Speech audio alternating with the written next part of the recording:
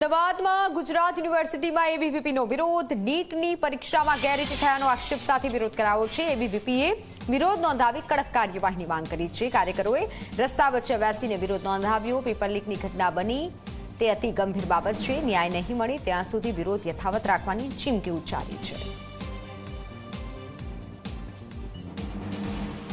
NEET UG 2026ની પરીક્ષા એ રદ કરવામાં આવી અને એની પાછળનું કારણ હતું કે પેપર લીક થઈ ગયું, એ પણ વોટ્સએપના માધ્યમથી।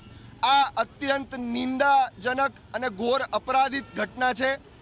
વિદ્યાર્થી પરિષદ આ ઘટનાની પાછળ સતત પડી અને જે જવાબદાર લોકો છે એમના ઉપર કેસ કરવામાં આવે, એમના ઉપર કાયદાકીય પગલાં લેવામાં આવે એવી શરૂઆતથી જ માંગ કરતું આવ્યું છે। એ દોષિતો કોણ છે, ક્યારે છે, એ પબ્લિક ડોમેનમાં મૂકવામાં આવે, લોકોને જાહેરાત કરવામાં આવે, જેથી કરીને લોકોને ખબર પડે કે આ લોકો સંડોવાયેલા હતા। અમે એનટીએ નેશનલ ટેસ્ટિંગ એજન્સી છે એના જે ડાયરેક્ટર છે એમણે પણ આટલી ઘોર બેદરકારીના રૂપે આ ઘટના થઈ છે ત્યારે નૈતિકતાપૂર્વક સ્વેચ્છાએ પોતાનું રાજીનામું આપવું જોઈએ અને ત્યાંથી ચાલ્યા જવું જોઈએ। આ વિદ્યાર્થીઓ પર જે તકલીફ પડી છે, વિદ્યાર્થીઓના જે સપના રોડાઈ ગયા છે, એમના ભવિષ્ય સાથે જે ચેડા કરવામાં આવે છે, એના પરિણામે જે પણ લોકો આમાં કોઈ પણ કક્ષાના હોય, કોઈ પણ રીતે કોઈ પણ સંસ્થા સાથે સંકળાયેલા હોય એ બધાની સામે કાયદાકીય પગલાં લેવામાં આવે। 21મી જૂનના રોજ ફરીથી પરીક્ષા લેવાવાની છે એવી જાહેરાત પણ આજે શિક્ષણ વિભાગ દ્વારા અને એનટીએ દ્વારા કરવામાં આવી છે। પરંતુ મને કહેવાનું મન થાય છે કે ચીડિયા ચૂક ગઈ કે તબ પછતાવે હોત ક્યાં। એ સંપૂર્ણપણે આ વિદ્યાર્થીઓ સાથે રમત રમાઈ રહેલી છે।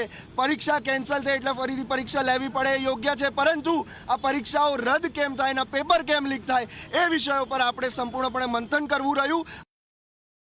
નીટની પરીક્ષા રદ થતા અને એ બાદ શિક્ષણ મંત્રીની એ પરીક્ષા લેવાની જાહેરાત એ બાદ હજુ પણ એ વિરોધ જે છે યથાવત છે। જ્યાં ગતરોજ એનએસયુઆઈનો વિરોધ અને આજે એબીવીપી કાર્યકરોએ જે છે એ યુનિવર્સિટી ખાતે રસ્તા રોકી વિરોધ નોંધાવ્યો છે। તેમની સાથે વાત કરીશું। શું માંગ શું છે તમારી? અમારી સ્પષ્ટ માંગ છે કે જે લોકો આમાં સંડોવાયેલા છે એ લોકોને અત્યારે એ લોકોને પકડ કરવી જોઈએ અને એનટીએના જે ડાયરેક્ટર છે તેમને રાજીનામું આપવું જોઈએ। શિક્ષણ મંત્રીએ ફરી પરીક્ષાની જાહેરાત કરી છે। ફરી પરીક્ષાની જાહેરાત કરી છે, પણ આમાં જેટલા સંડોવાયેલા છે એ લોકોને તરત જ એક્શન મોડ ઉપર લેવા જોઈએ। આપ શું કહેશો? ફરી પરીક્ષાની જાહેરાત છતાં પણ વિરોધ? પરીક્ષાની જાહેરાત એ કોઈ પરમેનન્ટ સોલ્યુશન નથી।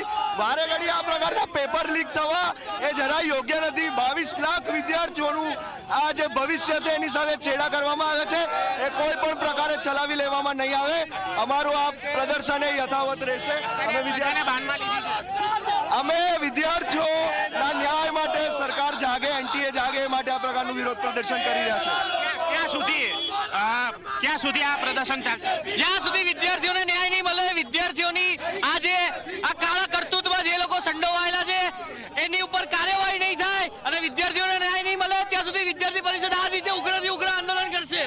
જ્યાં સુધી ન્યાય નહીં ત્યાં સુધી એ વિરોધ યથાવત। અને જે પ્રકારના એ દ્રશ્યો અહીંયા અમારી પાછળની તરફ એ જોઈ શકાય છે કે એ રસ્તો રોકવામાં આવ્યો છે। રસ્તા ઉપર બેસીને એબીવીપીના કાર્યકરો એ વિરોધ પ્રદર્શન કરી રહ્યા છે અને એ વિરોધ કરતા કાર્યકરોની અહીંયા પોલીસે જે છે તે અટકાયત કરી છે। એક બાદ એક તેઓને અહીંયા આ ટોળામાંથી ઉપાડીને એ પોલીસ વાનમાં જે છે એ બેસાડવામાં આવી રહ્યા છે। કારણ કે એક તો કાર્યક્રમની મંજૂરી નહીં અને બીજી તરફ એ કાયદો અને વ્યવસ્થા એ હાથમાં લેવું એ એક અહીંયા એક નિયમ વિરુદ્ધ, એ કાયદા વિરુદ્ધ જે છે એ કાર્યક્રમ અહીંયા થયો અને તેને લઈને આ પોલીસે અહીંયા કાર્યવાહી કરી છે। પોલીસને મેસેજ મળ્યો હતો આ કાર્યક્રમનો, તેની પહેલાં એ બંદોબસ્ત ગોઠવાયો।